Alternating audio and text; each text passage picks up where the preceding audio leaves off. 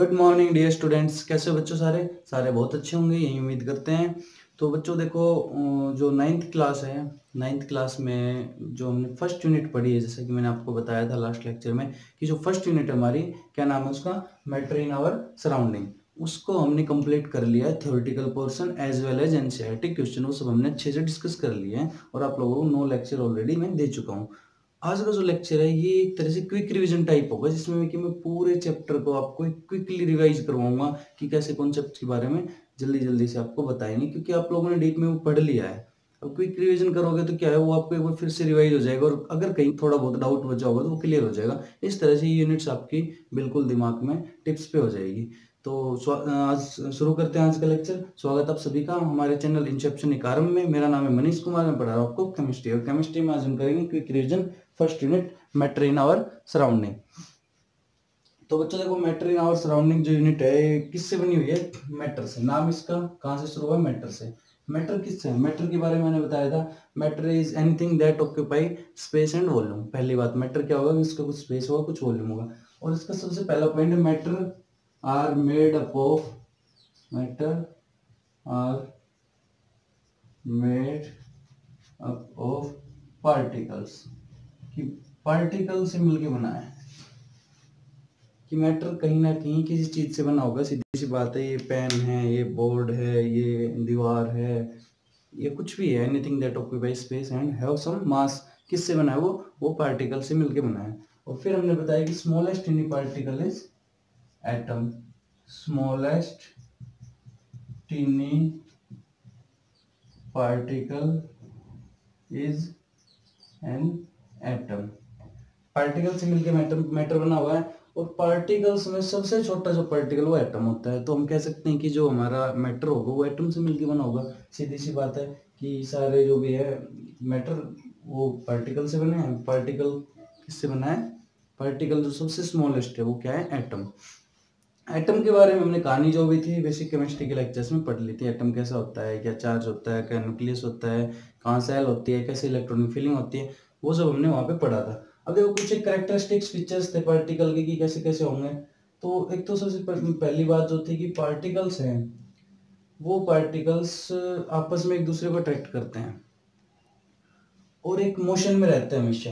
किस में रहते हैं? मोशन में। जो कैरेक्टरिस्टिक्स फीचर्स पढ़ने हैं हमें, जो आपकी बुक में पहले उस पे है कि पार्टिकल मैटर से बने होते हैं, मैटर पार्टिकल से बना होता है। और जैसे हम एग्जांपल ले कि ये देखो, ये पानी था हमारा, इसमें हमने शुगर ऐड की, ये हो गई शुगर, और ये वाटर। अब शुगर ये क्या है? सॉलिड है, और वाटर क्या है? लिक्विड। अब शुगर जैसे इसमें डिजोल्व की, थोड़ी देर बाद वो डिसअपियर होगी, डिजोल्व होगी। क्या हुआ? क्यों हो गई डिजोल्व? क्योंकि शुगर क्या थी? छोटे छोटे पार्टिकल से मिलके बना है। कोई भी मैटर है वो भी छोटे छोटे पार्टिकल से मिलके बनी थी। जैसे ही इसमें डाली, उसका जो शुगर के अंदर पार्टिकल्स में जो एक इंटरमोलिकुलर फोर्सेज ऑफ अट्रैक्शन था, जिसके कारण शुगर सॉलिड की फॉर्म में बंधी हुई थी, वो यहाँ के टूट गया और डिजोल्व हो गया। हो गई बात क्लियर? तो इसके बारे में इस तरह की मैंने जब कुछ 4 बातें बताई थी। गैस देख लो, कोई भी गैस मिक्स कर लो, कि मान लो 2 गैस है, एक गैस ये है, एक गैस दूसरे इसके अंदर मिक्स कर दो, क्या होगा? ये गैस एक दूसरे में डिजोल्व हो जाएगी और सारे पार्टिकल्स आपस में मिक्सअप हो जाएंगे। ये सब किस लिए है? कि जो पार्टिकल्स हमारे, वो बहुत ही स्मॉलेस्ट होते हैं, बहुत ही छोटे होता है उनका साइज, कि हम नेकेड आई से उनको नहीं देख सकते एटम वगैरह को। और दूसरी बात होती है कि जो पार्टिकल्स होते हैं मैटर के, वो हमेशा मूवमेंट में रहते हैं। किस में रहते हैं? मूवमेंट, मोशन में रहते हैं। तो उसकी वजह से ये डिजोल्विंग के प्रोसेस है, ये सभी होते हैं। तो देखो, इसके पार्टिकल्स की मैंने आपको 4 बातें बताई थी कि characteristics of particles of matter की, जो मैटर के पार्टिकल हैं उनकी करेक्टरिस्टिक्स क्या क्या होती है। तो लिखो, characteristics of particles of matter. क्या लिखोगे? करेक्टरिस्टिक्स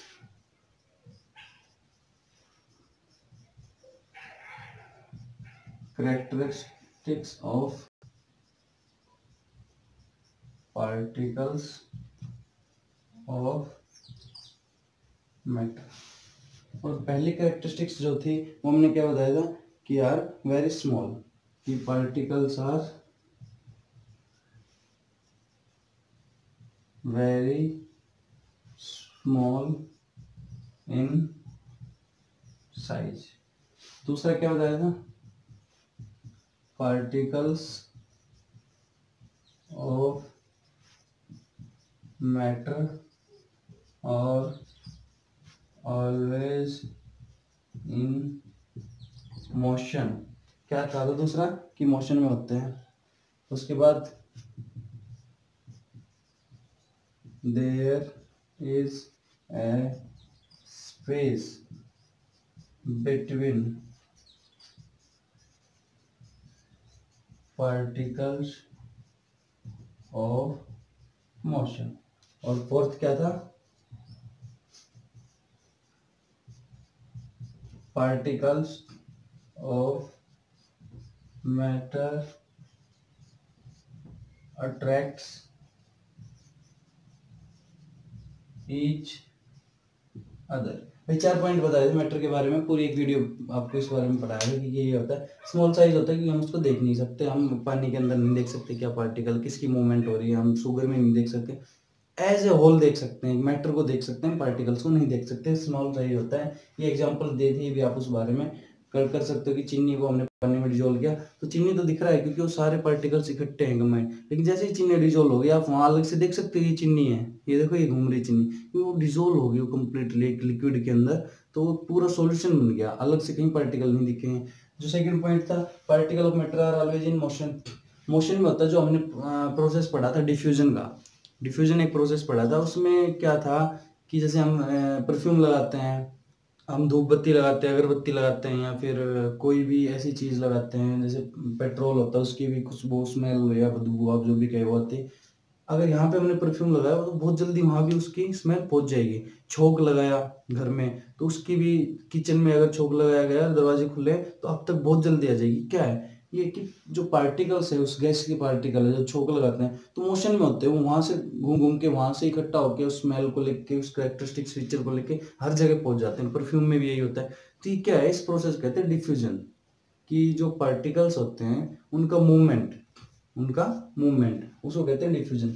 तो ये क्या होते हैं, ऑलवेज इन मोशन। ये डिफ्यूजन का प्रोसेस मोशन के कारण ही होता है, अदरवाइज नहीं होता। इसको देखो आप इस तरह से देखो, अगर मान लो ये बिल्कुल वाटर है हमारा,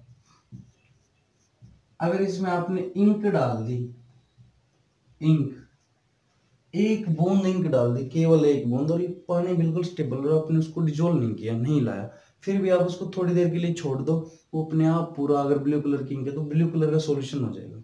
क्यों हुआ भाई, हमने तो कुछ नहीं किया, हमने तो जरा सी बहुत धीरे से दीवार के साथ डाली थी, क्यों हो गया, क्योंकि इंक के पार्टिकल पानी के पार्टिकल सभी मोशन में होते हैं, एक दूसरे से ऐसे क्रॉस करेंगे, इधर उधर भागेंगे और धीरे धीरे पूरे सॉल्यूशन को ब्लू कलर का कर देंगे। यही तो होता है क्या, डिफ्यूजन। डिफ्यूजन हमने अलग से एक वीडियो में पढ़ा था, वो आप वहां से एक बार देखना डीप में।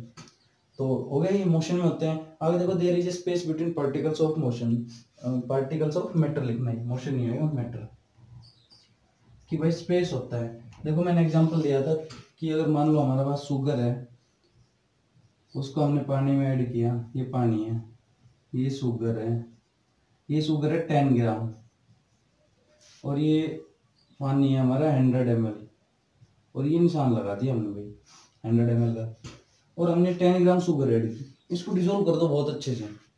शुगर क्या है, शुगर भी तो एक मैटर है, बिकॉज 10 ग्राम कुछ इसकी फिक्स क्वांटिटी है, 10 ग्राम मतलब कुछ ना कुछ इसका वॉल्यूम भी है, कुछ ना कुछ इसका स्पेस भी ऑक्यूपाई किया है। अब इसको जब हमने 100 ml वाटर में ऐड किया तो क्या होगा, ये वाटर का जो लेवल राइज अप होना चाहिए कि भाई 100 ml तो था ही, 10 ग्राम और कुछ एक्स्ट्रा आ गया तो ये कुछ ना कुछ राइज होना चाहिए, जो लेवल यहाँ 100 ml पे रुका हुआ था पानी का, लेकिन आप देखना ये 100 ml पे ही रहेगा, ये शुगर इसमें डिजोल्व भी हो जाएगी 10 ग्राम। उसका क्या मतलब हुआ कि भाई इनमें कोई ना कोई स्पेस ऐसा होता है कि उसमें कुछ डालते हैं तो स्पेस ऑक्यूपाई कर लेता है, लेवल राइज नहीं होता।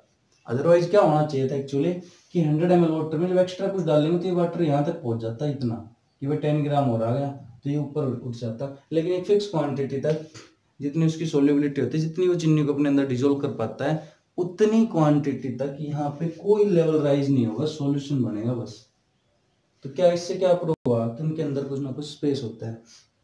Particles of matter are attract each other, देखो इनमें एक अट्रैक्शन फोर्स होता है, जैसे कि मैंने बताया था आप सभी को कि ये जितने भी स्टेट्स हैं, states of matter, solid, liquid, gas, ये अट्रैक्शन फोर्स से ही बनी हुई है, किसी में ज्यादा किसी में कम। मान लो जैसे मैंने एग्जांपल दिया था कि भाई यहाँ पे कोई नल लगा हुआ है आपका, इस नल से पानी आ रहा है, इस नल से पानी आ रहा है, ये ऐसे आ रहा है पानी, यहाँ बीच में आप ऐसे कुछ लगा दो, ऐसे उंगली लगा दोगे ऐसे, तो क्या होगा, कुछ कंची रख दोगे, कंची, गोल कंची ऐसे, तो क्या ये पानी यहीं रुक जाएगा या फिर ये आपके इधर इधर ऐसे भागने लग जाएगा?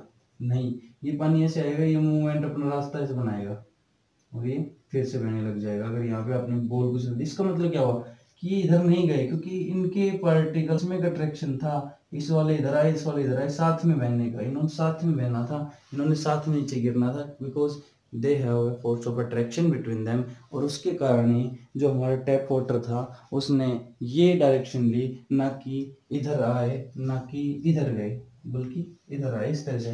तो ये 4 पॉइंट्स थे जो करेक्टरिस्टिक्स फीचर्स थे पार्टिकल्स ऑफ मैटर के। उसके बाद भाई हमने क्या पढ़ा, उसके बाद जो हमारा नेक्स्ट पॉइंट था states of matter. States of matter को मैं आपको बहुत अच्छे से बता सका हूँ, बहुत बढ़िया से डिटेल में। State of matter, 3 types of states of matter होती है, सॉलिड, लिक्विड और गैस। सॉलिड के बारे में बताओ, एक टेबल बनवाई थी मैंने सॉलिड, लिक्विड, गैस की आप लोगों से।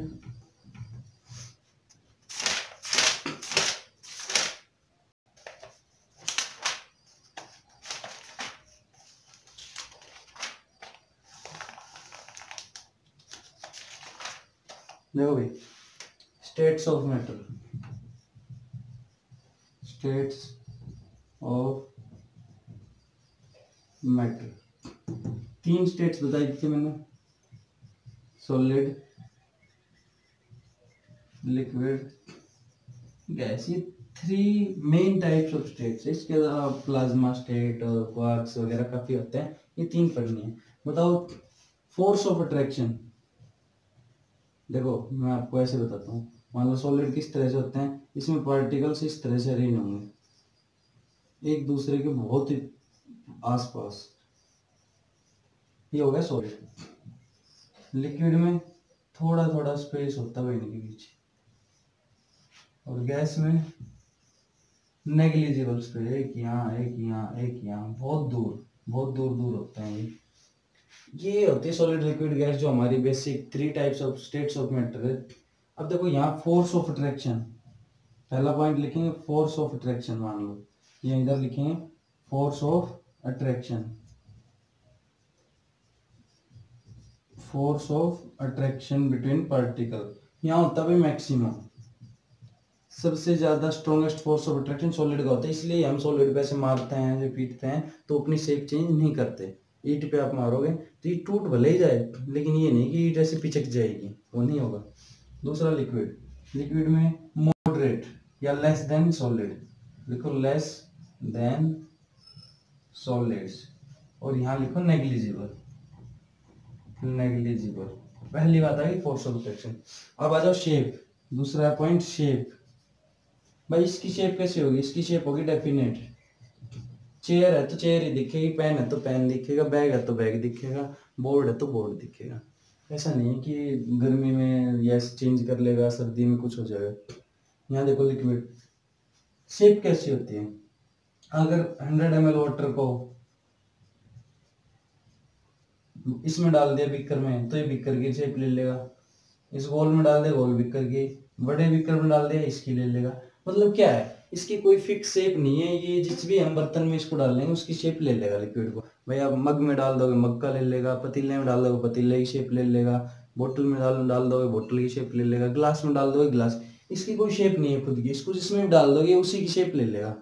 गैस, गैस का बताओ भाई, गैस की शेप कैसी होती है, इसकी भी इनडेफिनेट शेप होती है बिल्कुल, जहां भी डाल दोगे वहीं की वहीं उसी की शेप ले लेगा। सिलेंडर में डाल दोगे सिलेंडर में आ जाएगी, रूम में छोड़ दोगे रूम की, इसकी भी इनडेफिनेट होती है। गैस और लिक्विड को जिस भी स्पेस में हम छोड़ देंगे उसी स्पेस की ये फॉर्म या शेप ले लेगा। थर्ड पॉइंट देखो वॉल्यूम,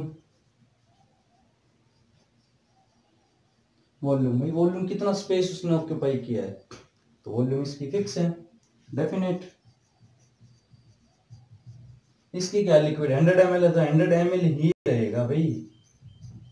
ये नहीं है कि ग्लास या बर्तन की शेप चेंज करने से इसका वॉल्यूम कम हो जाएगा, कि ग्लास में डालोगे तो 90 ml हो जाएगा, बड़े पतीले में डालोगे तो 110 ml, 100 ml ही रहेगा, तो इसका मतलब उसकी वॉल्यूम डेफिनेट है। लेकिन गैस की तो वॉल्यूम चेंज हो रही है बच्चों। गैस की वॉल्यूम में क्या हो रहा है, सिलेंडर में जो गैस है उसकी वॉल्यूम सिलेंडर जितनी है, उसको इस रूम में छोड़ दोगे तो पूरे रूम में फैल जाएगी वो, उसकी वॉल्यूम चेंज होगी, इस रूम जितनी होगी। उसको आप बाहर कहीं और कहीं छोड़ दोगे तो उसकी चेंज हो जाएगी शेप। तो इस तरह से इसकी जो वॉल्यूम होती है वो होती है इनडेफिनिट। इनडेफिनिट। आ जाओ आगे, कंप्रेसिबिलिटी। कंप्रेसिबिलिटी देखो ये साफ साफ आप फिर लेक्चर जब भी देखो वहां से अपना साफ साफ देख लेना क्या होता है, समझ लो। कंप्रेसिबिलिटी है, इनमें फोर्स ऑफ अट्रैक्शन स्ट्रॉन्गेस्ट है, बहुत पास पास है, कोई स्पेस नहीं है। इस पेन को मैं ऐसे दबा के पिचका नहीं सकता हूँ नॉर्मली, तो ये क्या हुआ, वेरी लेस कंप्रेसिबल और नेग्लिजिबल कंप्रेसिबल।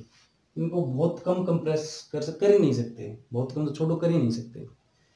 लिक्विड, लिक्विड में भी बहुत कम, नेग्लिजिबल, कि भाई पानी का गिलास 100 ml उसको हम दबा के कम कर सकते हैं, नहीं कर सकते भाई, वो लिक्विड है, उसमें लिक्विडिटी है लेकिन वॉल्यूम ज़्यादा नहीं है, वो 100 ml ही रहेगा, बहुत नेग्लिजिबल। तो इन दोनों को हम कंप्रेस नहीं कर सकते, नॉन कंप्रेसिबल लिख सकते हैं उसको, नॉन कंप्रेसिबल। और जबकि गैस में क्या होता है, गैस का तो आपने देखा है, देखो जो लाइटर होते हैं हमारे, उसमें गैस को कंप्रेस कर करके भर के लिक्विड बना दिया जाता है। ऐसे ही गैस के सिलेंडर होते हैं, उनको हिला के देखना, कभी बड़े सिलेंडर ऐसे ऐसे लगे जैसे अंदर कुछ पानी हो। गैस को बहुत ज्यादा कंप्रेस करके लिक्विड फॉर्म में बना के फिर उसमें डाल दिया जाता है, तो ये क्या हुआ, गैस हाईली कंप्रेसिबल। अगली पॉइंट, अगली प्रॉपर्टी देखो हमने क्या पढ़ा था, उसके बाद डेंसिटी पढ़ा था, डेंसिटी हाई होती है और ये सब। तो ये हमारे जो मेन पॉइंट्स थे वो सब हमने पढ़ लिए हैं बच्चा पार्टी। सॉलिड लिक्विड गैस के जो भी मेन पॉइंट्स थे वो सब हमने पढ़ लिए हैं। ये कंटेनर की शेप फिक्स है, तो किसी में डालोगे तो कम्प्लीटली नहीं फिल करेगा लिक्विड, उसको जितनी वॉल्यूम है उस हिसाब से करेगा। लेकिन गैस का क्या है, गैस कंप्रेसिबल है, इसको जिसमें भी डालो उसको कम्प्लीटली फिल कर देगा। अब मान लो पानी है, हमने यहाँ डाल दिया 1 गिलास, तो ये गिलास जहाँ थोड़ा सा गिर जाएगा वहीं रहेगा। सॉलिड है, हमने एक पत्थर उठा के यहाँ डाल दिया वहीं रहेगा। लेकिन गैस हमने यहाँ छोड़ दी तो पूरे रूम में उसकी स्मेल आएगी, उसके पार्टिकल्स पूरे रूम में फैल जाएंगे, तो मतलब इस पूरे रूम को फिल कर देगा। तो ये कंटेनर कंप्लीटली फिल करता है। उसके बाद हमारा जो प्रोसेस आता है डिफ्यूजन का, मैंने बताया था आपको, जो नेक्स्ट प्रोसेस है डिफ्यूजन है। डिफ्यूजन क्या होता है भाई बताओ, डिफ्यूजन किसके कारण होता है, पार्टिकल के मोशन के कारण, because particles of matter are in always motion. कि पार्टिकल जो होते हैं मैटर के वो हमेशा मोशन में रहते हैं। लिखवाया था मैंने डिफ्यूजन, डिफ्यूजन की डेफिनेशन लिखवाई थी, the spreading out of particles of matter, the spreading out of particles of matter, the spreading out of particle of matter to mix with other substances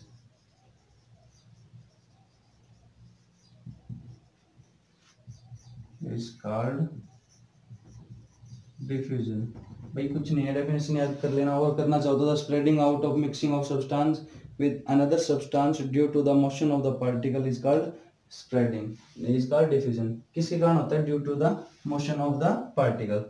कि भाई एक जगह जिसको सीधा परफ्यूम पे ले जाओ आप, या छोक पे ले जाओ, या फिर अगरबत्ती धूपबत्ती पे, कि वहां से एक पार्टिकल के, एक मैटर के पार्टिकल बर्न होके निकलेंगे और पूरी जगह पे फैल जाएंगे, कवर कर लेंगे। तो मतलब क्या हुआ कि एक सब्सटेंस के पार्टिकल्स स्प्रेड हुए, फैले, और दूसरे सब्सटेंस के पार्टिकल में मिक्स हो गए।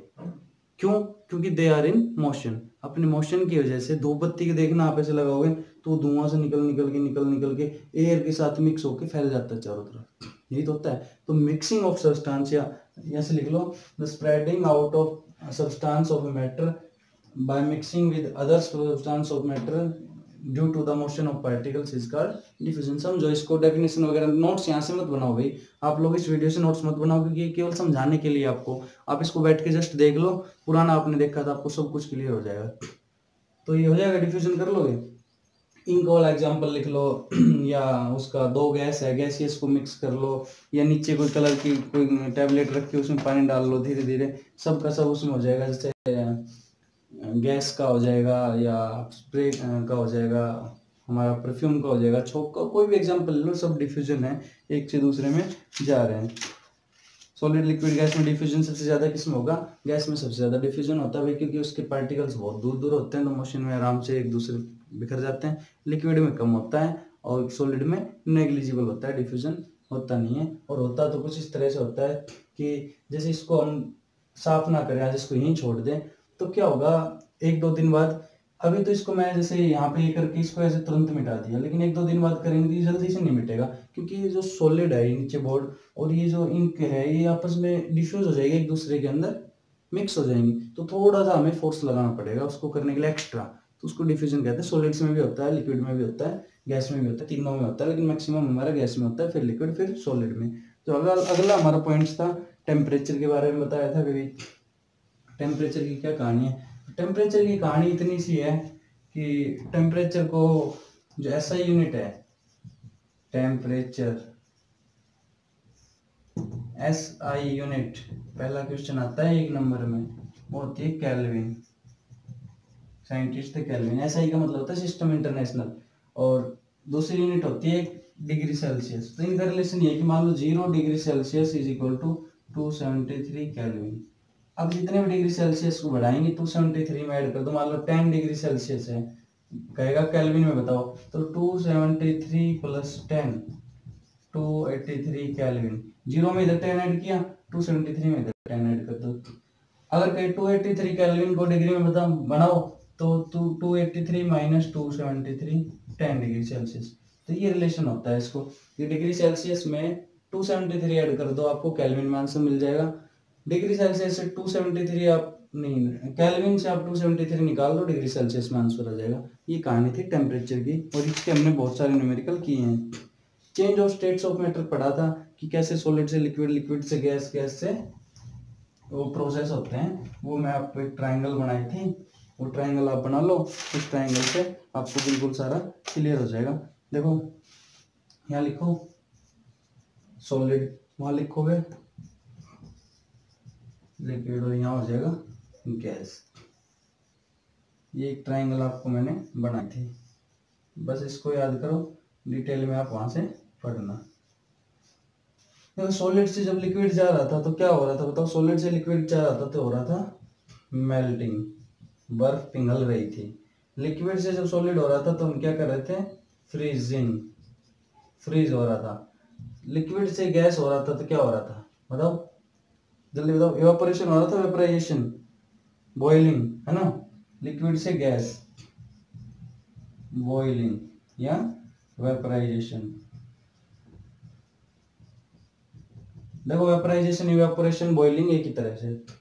गैस से जब लिक्विड जा रहा था तो क्या हो रहा था? Condensation, condensation. अब देखो ये एक प्रोसेस था कि सीधा सॉलिड से गैस बन रहा हो, कैम्फर होता है या कपूर होता है या नेफ्थलीन की गोलियां होती है, वो डायरेक्ट सॉलिड से डायरेक्ट क्या हो जाती है? गैस बन जाती है, हमें कोई लिक्विड पीछे नहीं मिलता ड्यू टू सब्लिमेशन। इस प्रोसेस को कहेंगे सब्लिमेशन, बोथ टाइप के प्रोसेस को। सब्लिमेशन ये क्या था? ये भी था सब्लिमेशन। सॉलिड से लिक्विड को कहेंगे मेल्टिंग प्रोसेस। जिस टेम्परेचर पे वो मेल्ट होगा उसको कहेंगे मेल्टिंग पॉइंट, कि उस टेम्परेचर पे कंप्लीटली सारा मेल्ट हो जाएगा। लिक्विड से सॉलिड आएंगे तो उसको कहेंगे फ्रीजिंग। जिस पॉइंट पे फ्रीज होना शुरू हो जाएगा उसको कह देंगे फ्रीजिंग पॉइंट। जैसे सॉलिड से लिक्विड जब 0 डिग्री सेल्सियस से जब आइस होती है वो पिघलती है, उसके बाद जितना भी ज्यादा होता है तो लिक्विड में चेंज होना शुरू हो जाती है, तो हो जाता है उसका मेल्टिंग पॉइंट। फ्रीजिंग जब कितने डिग्री से आप 0 डिग्री पे ले आओगे तो 0 डिग्री पे फ्रीज हो जाएगा पूरा लिक्विड वाटर, उसको कहेंगे फ्रीजिंग पॉइंट ऑफ वाटर। इधर देखो लिक्विड से गैस, बॉइलिंग होना, 100 डिग्री सेल्सियस पे पानी उबलने लग जाता है, भाप बनने लग जाता है, स्टेट चेंज कर लेता है, पहले लिक्विड फिर भाप, एयर या फिर वेपर्स, गैस, उसको कहेंगे बॉइलिंग पॉइंट। उस गैस को अगर हम ठंडा करके किसी प्लेट पर रख दें और उस पर भाप को इकट्ठा कर ले ठंडा करके, तो फिर से पानी बन जाएगा, उस प्रोसेस कहेंगे कंडेंसेशन। देखो ड्रॉपलेट्स आ जाते हैं प्लेट के ऊपर, आप गर्म करो पानी को, उबालो, ऊपर एक प्लेट रखो, उस प्लेट पे इकट्ठा करो भाप को, इस प्लेट के ऊपर ड्रॉपलेट्स हो जाते हैं। दूध जब आप गर्म करते हो तो अक्सर आपको ये ड्रॉपलेट्स मिल जाते हैं प्लेट के नीचे। और ये कपूर जो सीधा गैस बनता है इसको कहते हैं प्रोसेस सब्लिमेशन, क्योंकि ये लिक्विड स्टेट्स में जाता ही नहीं है, सीधा गैस बनाता है, और गैस से अगर वापस आ रहा है तो सीधा सॉलिड बनाएगा, क्योंकि इसमें लिक्विड की जो स्टेट आती है उसके लिए फेवरेबल कंडीशन नहीं होती। हो जाएगा change in states of matter. अब देखो टेम्परेचर का इफेक्ट और प्रेशर का इफेक्ट पढ़ा था कि जब टेम्परेचर बढ़ाएंगे तो क्या होगा, प्रेशर बढ़ाएंगे तो क्या होगा स्टेट ऑफ मैटर पे। भाई सॉलिड को आप गर्म करोगे, टेम्परेचर बढ़ाओ, सॉलिड आइस, आइस है, उसको हीट किया, क्या बनेगा, लिक्विड बनेगा भाई, पानी बनेगा। तो टेम्परेचर बढ़ाने से क्या हो रहा है, सॉलिड किस में जा रहा है, लिक्विड में। अब इसको फिर से हीट कर दोगे आप तो क्या होगा, गैस बन जाएगी, वेपर्स, भाप।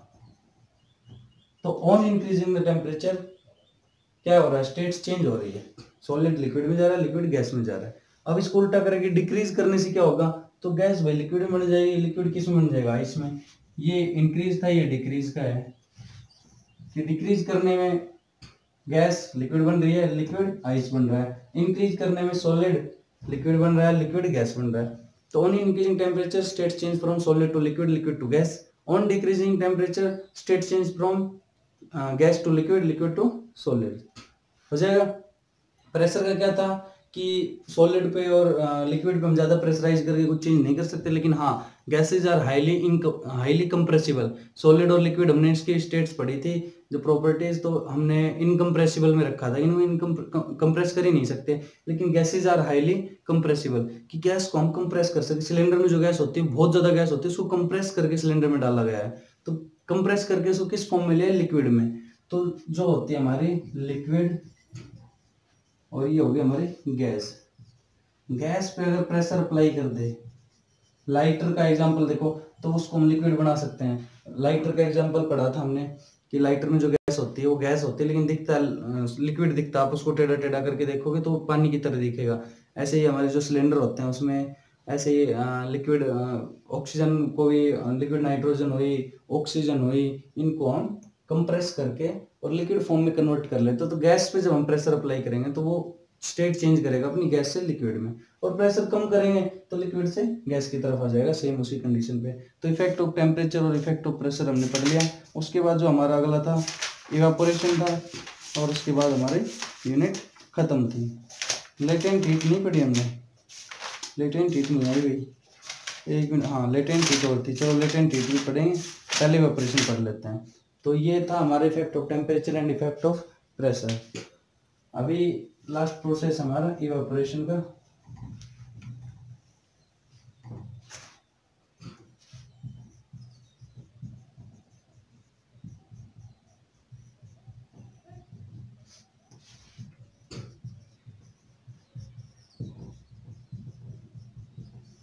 भाई इवापोरेशन का सीधा सा मतलब है, इवापोरेशन से पहले लेटेंट हीट पढ़ते हैं, वो जरूरी है, वो उससे जुड़ी हुई है। लेटेंट हीट, भाई ये वो हीट है लेटेंट हीट। वाटर का बॉइलिंग पॉइंट सभी को पता है, 100 डिग्री सेल्सियस पे वाटर बॉईल होने लग जाता है। हमने यहाँ थर्मोमीटर लगा दिया, समझना इस बात को, और इसमें नीचे से हीट दे रहे हैं, और जैसे ये 100 डिग्री सेल्सियस पे पहुंच गया, ये मार्क आ गया 100 डिग्री सेल्सियस का, और ये था हमारा वाटर। अब आप इसको हीट करे जाओ करे जाओ करे जाओ करे जाओ, क्या होगा, क्या ये 110 डिग्री सेल्सियस पे पहुंच जाएगा, क्योंकि हम तो हीट कंटिन्यूसली दे रहे हैं। पहले जीरो था, आइस थी 0 डिग्री सेल्सियस, हमने हीट दी, थोड़ी देर में वो 1 degree 2 degree 3 degree 5 degree 7 degree 15 degree 80 degree 90 degree 100 degree पे आ गया, बढ़ गया। अब वो 100 डिग्री पे आ गया, पानी बॉईल होने लग गया भाई।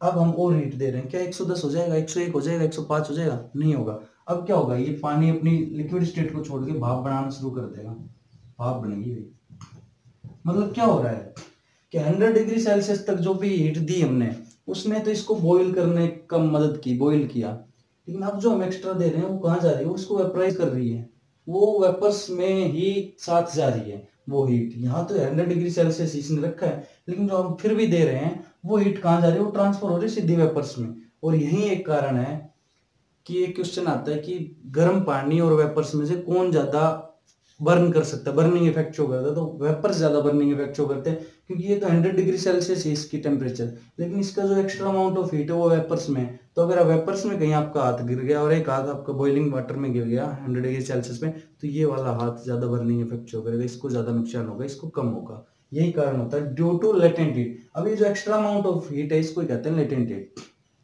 लेटेंट हीट का आगे समझ में, लेटेंट हीट क्या होती है। देखो इसकी अगर डेफिनेशन लिखना चाहो, एग्जैक्ट डेफिनेशन, तो एग्जैक्ट डेफिनेशन मैंने वहाँ बहुत अच्छे से लिखवाई है। और लेटेंट हीट होती है the heat energy which has to supply to change the state of substance is called latent heat. कि किसी भी सब्सटेंस की स्टेट चेंज करने के लिए उसके मेल्टिंग पॉइंट या बॉइलिंग पॉइंट पे, उसको कहते हैं लेटेंट हीट। कि 100 डिग्री सेल्सियस पे तो क्या हो गया, लिक्विड से गैस बनने लगी, वाटर से वेपर्स बनने लगे। तो जो एक्स्ट्रा अमाउंट ऑफ हीट ये रिलीज हो रही है, जो हम दे रहे हैं अभी इसको लगातार बॉईल करने के लिए, इसको कहेंगे लेटेंट हीट। दो तरह की होती है, फ्यूजन और वेपराइजेशन। ये तो हो गई वेपराइजेशन, क्योंकि देखो वेपर्स बन रहे हैं। फ्यूजन मतलब जब हम किसी को उसमें सॉलिड फॉर्म में फ्यूज कराते हैं, तो वो क्या होती है, latent heat of fusion. Solid से लिक्विड में जाता है, लेटेंट हीट ऑफ फ्यूजन कहते हैं। जैसे कि यही हमने पानी का लिया, यहाँ पे आइस का ले लो। बहुत अच्छे से मैंने लेटेंट हीट एक पूरे उसमें पढ़ाया है लेक्चर में, वहाँ देख लेना। आपको बस इतना याद रखना कि उसके without changing its boiling points when state change occur, तो वो होती है लेटेंट हीट। कि लेटेंट हीट की मदद से इसकी स्टेट तो चेंज हो रही है, देखो वाटर से तो वेपर्स में जा रहा है, लेकिन है किसमें, 100 डिग्री सेल्सियस पे ही हो रहा है सारा। थर्मोमीटर 100 डिग्री सेल्सियस दिखाएगा, जो एक्स्ट्रा हम दे रहे हैं वो वेपर्स साथ ले जा रही है। ऐसे यहाँ आइस में बहुत सारी आइस होगी, तो जब तक सारी आइस पिघल नहीं जाएगी हमारा थर्मोमीटर 0 डिग्री सेल्सियस दिखाएगा, जबकि स्टेट चेंज हो जाएगी, ये सॉलिड से लिक्विड में हो जाएगी, लेकिन टेम्परेचर 0 डिग्री सेल्सियस रहेगा due to the latent heat. यहाँ पे लेटेंट हीट रिलीज हो रही है, यहाँ पे एब्जॉर्ब हो रही है, हम लगातार हीट दे रहे हैं, ये सिस्टम एब्जॉर्ब कर रहा है, ये रिलीज कर रहा है। ये दोनों थे हमारे प्रोसेस लेटेंट हीट के। लेटेंट हीट का डेफिनेशन वहाँ से बहुत अच्छे से नोट्स वहाँ से बना लेना, समझ में आ गया कि एक्स्ट्रा अमाउंट ऑफ हीट होता है क्या है कि स्टेट चेंज हो जाती है without changing temperature, temperature same रहता है, स्टेट चेंज हो जाती है, इसको कहते हैं लेटेंट हीट। लास्ट प्रोसेस हमारा वेपराइजेशन या इवेपोरेशन। तो इवेपोरेशन के भाई क्वेश्चन आते हैं, मैंने 4-5 क्वेश्चन आपको कराए हैं एनसीईआरटी में सारे इवेपोरेशन। इवेपोरेशन क्या होता है, आप सीधे से समझो कि बारिश का पानी आता है गलियों से बिना लेके समझाएंगे, अपने आप उड़ जाता है, कपड़े आपको सूख जाते हैं, या फिर और देखे तो जो नमक बनाते हैं समुद्र के पानी से, सी वाटर से, उसको भी इवेपोरेशन के बनाते हैं कि साइड में इकट्ठा कर लिया झील में और छोड़ दिया धूप में, वो इवेपोरेट हो गया। तो यही कारण है कि इवेपोरेशन का प्रोसेस बहुत इंपॉर्टेंट, क्योंकि डेली लाइफ में बहुत सारा यूज है। कपड़े तो आप लोग डेली सुखाते हो, जो पानी है उसको इवेपोरेट होना, वेपराइजेशन हो जाना ही क्या होता है, इवेपोरेशन का प्रोसेस। अभी बताओ, हमने पढ़ा था कि वाटर का जो बॉइलिंग पॉइंट है कि वो भाप बन के उड़ता है, वो 100 डिग्री सेल्सियस पे है। तो जो कपड़े सूखते हैं हमारे, तो उनको 100 डिग्री सेल्सियस पे सूखना चाहिए, जबकि यहाँ तो टेम्परेचर नॉर्मली 30-35-40 डिग्री होता है, वो कैसे सूख जाते हैं। तो उसका भी कारण क्या है, लेटेंट हीट। कि हमें केवल लेटेंट हीट तो देनी है, उसको बॉईल नहीं करना है, उसको वेपराइज करना है। तो वेपराइज करने के लिए चाहिए लेटेंट हीट। तो वेपरेशन के प्रोसेस में लेटेंट हीट मिलते ही वो छोड़ देगा। जैसे कपड़े सुखाए आपने, धूप में रख दिए, तो उसको लेटेंट हीट धूप ने दे दी, तो वो वेपराइज होकर छोड़ गया उसको, कपड़े को, वो कपड़े सूख गए। बॉईल नहीं करना हमने, जितनी लेटेंट हीट चाहिए थी उतनी दे दी, और उससे क्या हुआ, कपड़े सूख गए। ऐसे ही बारिश के पानी को धूप से हमें लेटेंट हीट मिलती है, वेपराइज होना शुरू करते हैं, वेपराइज हो जाते हैं। ऐसे ही सी वाटर में भी वेपराइजेशन का प्रोसेस होता है, क्योंकि उसको लेटेंट हीट मिलती रहती है। तो लेटेंट हीट भी हमने पढ़ ली, वेपराइजेशन पढ़ लिया। इवेपोरेशन कुछ एक चीज़ों पर डिपेंड करता है। टेम्परेचर बढ़ाने से क्या होगा भाई, टेम्परेचर बढ़ाएंगे, मान लो धूप कम है तो कपड़े देर से सूखेंगे, धूप बहुत ज़्यादा है कपड़े जल्दी सूख जाएंगे। तो on increasing temperature evaporation process increases. अगला जो हमारा था वो क्या था, ह्यूमिडिटी। सरफेस एरिया लगा लो, सरफेस एरिया। भाई हीट ही तो निकलती है इवेपोरेशन में, सरफेस एरिया। अब मान लो एक तो आप कपड़ा है, उसको गोल मोल करके टांग दो, कहीं जल्दी सूखेगा नहीं, उसको पूरे से ढंग से खोल के कर दो, रख दो, सुखा दो, बहुत जल्दी सूख जाएगा, कारण सरफेस एरिया बढ़ा दिया हमने। दूसरा, इवेपोरेशन का एक कूलिंग इफेक्ट होता है। कूलिंग इफेक्ट का मतलब होता है चाय है आपकी, ये चाय का मग है आपका, एक तो इसमें चाय पियो, ये वेपर्स निकल रहे हैं, गर्म चाय है, और इसको एक सॉसर में डाल के पी लो आप।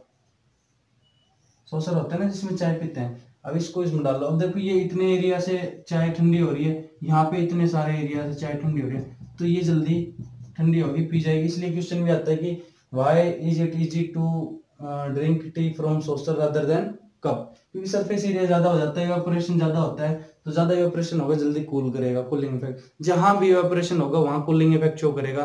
कि अगर इवेपोरेशन का प्रोसेस मान लो हमने हाथ पे अपना मिथेनॉल या पेट्रोल अल्कोहल कुछ डाला, अगर वो उड़ गया, वेपराइज हो गया इवेपोरेशन, तो हमारा हाथ ठंडा ठंडा फील करेगा। क्वेश्चन आता है why palm feel cold when something like alcohol, ethanol, methanol are put and get vaporized, तो वो ठंडा हो जाता है हमारा, क्योंकि इवेपोरेशन कूलिंग इफेक्ट शो करता है। तो सरफेस एरिया बढ़ाएंगे तो इवेपोरेशन बढ़ेगा। ह्यूमिडिटी, अगला जो हमारा आता है ह्यूमिडिटी। ह्यूमिडिटी से हमें क्या मतलब है? ह्यूमिडिटी का मतलब है नमी।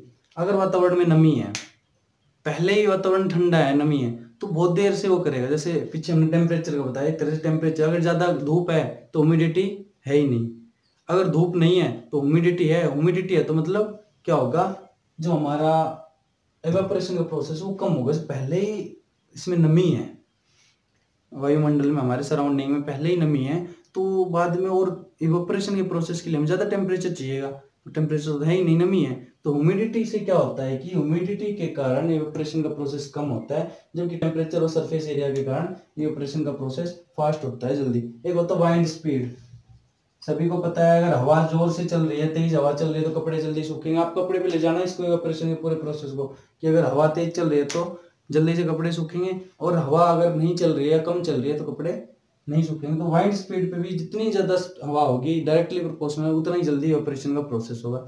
4 फैक्टर थे, इन चारों पे इवेपोरेशन का प्रोसेस डिपेंड करता था। सारी कहानी यहीं पे खत्म हो जाती है इस यूनिट की। क्वेश्चन हमने सारे कर लिए हैं, ये आपका एक क्विक रिवीजन हो गया। अब भी आपको कोई डाउट है, नोट्स आपको वहां से बनाने हैं, क्वेश्चन आंसर्स की पीडीएफ बना के मैं आपको भेज दूंगा। आपने नहीं लिखे हैं तो आप एग्जैक्टली वहां से लिख लेना, समझ लेना। इस तरह से हमने जो फर्स्ट यूनिट है, यानी कि हम कह सकते हैं 25% of our syllabus of chemistry is completed, ये हमने कंप्लीट कर लिया। आप लोगों को किसी को भी कोई भी डाउट हो तो आप बेझिझक, बिना किसी टेंशन के, बिना किसी तरह शर्माए, हेजिटेशन के मेरे पास मैसेज कर सकते हो, मैं आपको सारे डाउट्स क्लियर करके दूंगा। तो बच्चों, उम्मीद करता हूँ ये रिवीजन का वीडियो आपके लिए मदद करेगा, हेल्पफुल होगा। जो बच्चे लगातार पढ़ रहे हैं उनको अब 8 लेक्चर देखने की बजाय एक लेक्चर देख के उनका पूरा रिवाइज हो जाएगा। तो अभी टाइम है आप लोगों के पास, धीरे धीरे, बहुत धीरे हम काम कर रहे हैं, बहुत ज़्यादा स्पीडली हम काम नहीं कर रहे। तो आप बहुत अच्छे से इन यूनिट्स को पढ़ो। अभी देखो 1 महीना भी नहीं हुआ, हमने शुरू किए, 5 बेसिक लेक्चर किए हैं और 10 ये 15 लेक्चर हम कर चुके हैं। तो बहुत धीरे करें। अगर आपको ये भी फास्ट लग रहा है तो इसको हम और स्लो कर देंगे। तो बच्चों, मिलते हैं अगले वीडियो में, कुछ नया लेके आएंगे। जो नई यूनिट है कि प्योरिटी वाला, कि क्या हमारा आसपास का प्योर है या नहीं सराउंडिंग।